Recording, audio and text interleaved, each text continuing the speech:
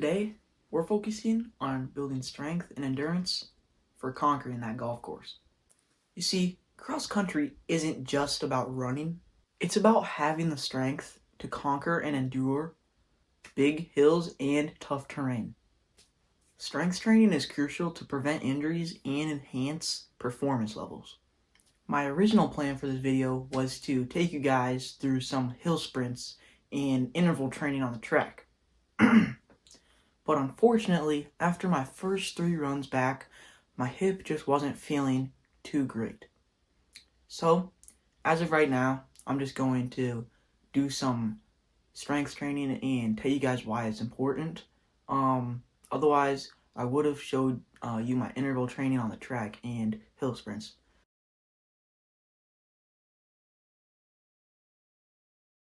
Alright guys, we're going to hop into this weight training. Here's a little preview of what my weight training consists of. Weightlifting with your legs really helps injury prevention and boost your performance levels and helps you become a more powerful, better runner no matter what distance you do. So without further ado, let's get into these and I'm going to tell you why each one is important. Alright guys, our first one is 5x8 goblet squat. Goblet squats really help the power in your legs to increase, which helps you to climb them hills better. So basically what you want to do is keep your heels on the floor all times and just go down like a normal squat, but you're holding this 5x8 times. Now let's get into the next one. Next up, y'all, we have the classic side lunge. Y'all know what that is, but it's with a 15-pound dumbbell. So basically, boom, boom. That really helps your legs and your hips to maximize the strength they can do without giving out. Unfortunately, my hips, I need to work on them. This is why this one is very good for me. Now, once you do side lunges 3x5 times with 30-second rest in between each set, you're good to move on to the next one. Alright guys, this next one really helps with your explosiveness. So basically, it's just a normal lunge forward, but you're holding this, and after you come back up, so you go down, and after you come back up, you raise this above your head. This one also helps with, obviously, your muscles and your explosiveness in your legs to make you more powerful. So you want to do 4x8 of these, switching legs each time. So, for example, 1, 2, 3. Do that 8 times, then 30 seconds, switch legs, 1, 2, and then do that 8 times, 30 seconds, and then each leg 2 times, so 4 in total, and then you move on to the next one. Alright guys, this next one could look a little sus, but it really helps with your hip flexors and your hip ability to move, and it gives it more strength if you do these. They're called air thrusters.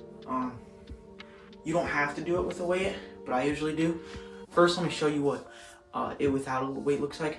So first you want to find a surface, such as your bed, to lay the bottom of your feet on. So your heels are on the top of that surface, and then what you want to do is thrust the air, okay? Usually I would do this laying down, but I don't have enough room right now, my desk. So what it would honestly look like, I would be holding a weight on my core, and I would go up, okay? You want to do that 5x8 times, and then you can move on to the next one. Alright guys, again, you don't have to use a dumbbell for this one. I don't, but some people do for some reason. They're just leg raises, sideways. So basically what you want to be doing is laying on your side. Unfortunately right now I don't have a resistant band, but most people, including myself, when you do these, you want to put a resistant band from ankle to ankle, and then just go up 10 times. Do 4 sets of 10. So what that would look like without a resistant band. If you don't have a resistant band, that's fine, but here's what it would look like. 1, 2, 3. Do that 10 times. Then you switch to the other side, obviously, and You got 1, 2, 3. Do that 10 times. And once you do 4 sets, 2 on each leg, you're good to go. This exercise really helps your hips and your core. Having a good core helps your breathing in cross country and track especially. It helps you breathe more efficiently. Alright guys, you don't have to do this one. This one's optional. It's the same thing as what we did last time. It's just normally, so you're laying on your back. Okay, and what you want to do is raise one leg and then do that 5 times. And then switch the other leg, do that 5 times. And do each leg 2 times. It'll end up resulting in a stronger core, obviously. You can also use a resistance band if you want to, and it really helps your hip flexor, especially. Not your actual hip, but your hip flexor is very important. Alright guys, surprise, surprise, we have another hip one. You don't have to do this one. This one was specifically prescribed to me by my physical therapist to open up my hip. They're called hip openers. So what you want to do, you want to take one leg off the ground, put your arms out like an airplane, and then open your hip. I'm kind of bad at these. And then close it, okay? What this does is it activates your hips and gets your hip ready to run, so it's not tender, or it's just basically ready to run. You can figure how many you want to do of those. I personally do like 4, 1, 2, okay? Do that on each leg 2 times. You don't have to do this though. This is just for me. But yeah, let's move on to the next one.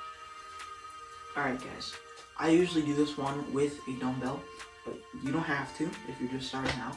Basically, they're lunges, but once you go down, you switch legs in the air. Okay? But you want to do it a lot slower. So, for example, 1, 2, 3. Okay? You can do that 6 times. 2 times on each leg, so 4 sets total. I like to do it with a 15-pound dumbbell.